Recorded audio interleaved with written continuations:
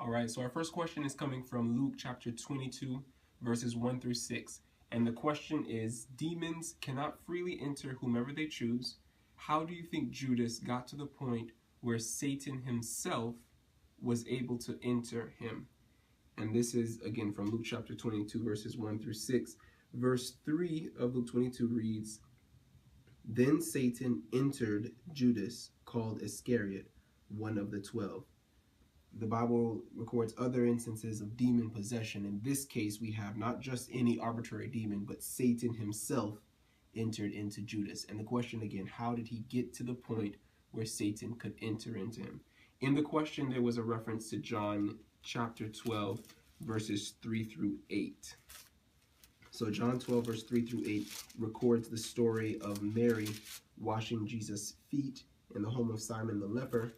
And Judas, according to verse 4, speaks up against what she's doing. But one of his disciples, Judas Iscariot, who was later to betray him, objected, "Why wasn't this perfume sold and the money given to the poor? It was worth a year's wages." Verse 6 is the commentary on this. "He did not say this because he cared about the poor, but because he was a thief. As keeper of the money bag, he used to help himself to what was put into it." So Judas saying he's interested in the poor and saying that Mary should have given this money for the poor was actually saying it because he himself held the bag which had the money for the poor and likely also for the needs of Jesus and the disciples. And he helped himself to the money that was in the bag. So somewhere along the way, Judas began to be entrusted with the money, and somewhere along the way, Judas began to help himself whenever he felt the need to the money that was in the bag. I think this gives us some insight into how Judas got to the point to where Satan himself could enter into him. Judas had, we don't know the condition, this is the only reference that we have to this fact, but somewhere along the way, Judas began to steal from Jesus. He began to steal from Jesus. And it's not just the fact that he was stealing from Jesus, but I think it's because he began this and continued this over a period of weeks, perhaps months, perhaps years, and consistently going into this sin, eventually he was able to get to the point where his heart was so dark that Satan himself could enter into him.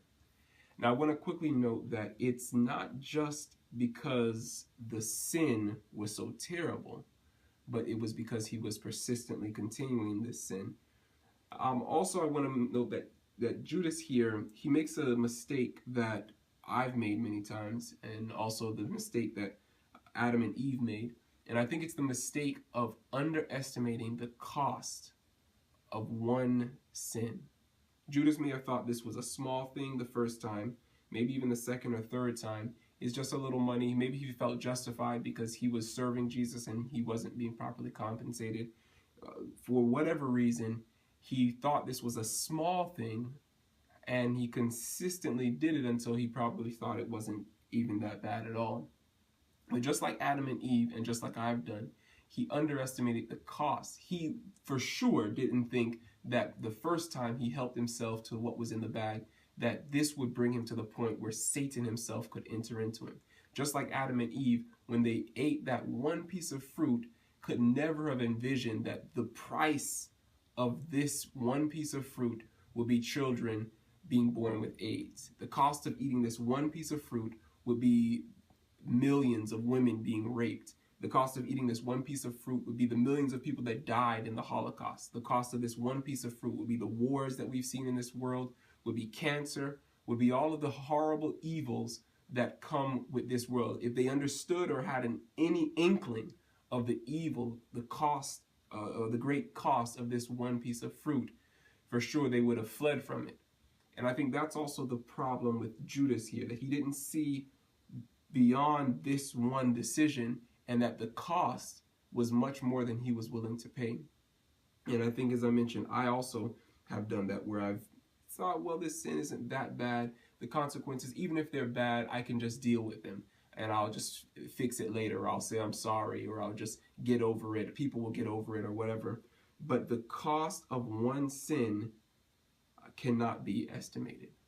And I think that's one of the mistakes that Judas made. The second point I do want to make from this is to not scare anyone to think, well, because I've been struggling with this sin for months or for even years, someday Satan's going to enter into me. There's a big difference between Judas' sin and the sins of many other individuals in the Bible who struggle with sin over long periods of time.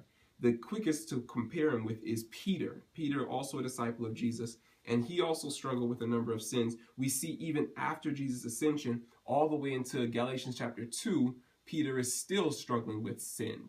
Paul says that I withstood Peter to the face because he was clearly in the wrong. That's in Galatians chapter 2. And so even well after Jesus' ascension, even after Pentecost, even after being filled with the Spirit, we see Peter still struggling with sin. But the problem is not the struggle with sin. I believe the problem that led Judas to be possessed by Satan was that Peter's sin was between Peter and Jesus. You may remember in Luke chapter 5 when Jesus appears to Peter and they have the experience with the net. He tells him to cast it onto the other side, and he casts the net in, and then he brings in a great catch of fish. Peter says to Jesus openly, even before other people, "Lord, depart from me. I am a sinful man." You see, Peter, in that instance, and I'm sure in many other instances, openly confessed his sin to Jesus. And other cases where Peter made some mistake, I'm sure he had that same attitude of open confession, acknowledging that sin to Jesus. And that's the first condition of forgiveness, and also a condition of being cleansed from that. Remember, 1 John says, if we confess our sins, he is faithful and just to both forgive us of our sins and to cleanse us from all unrighteousness.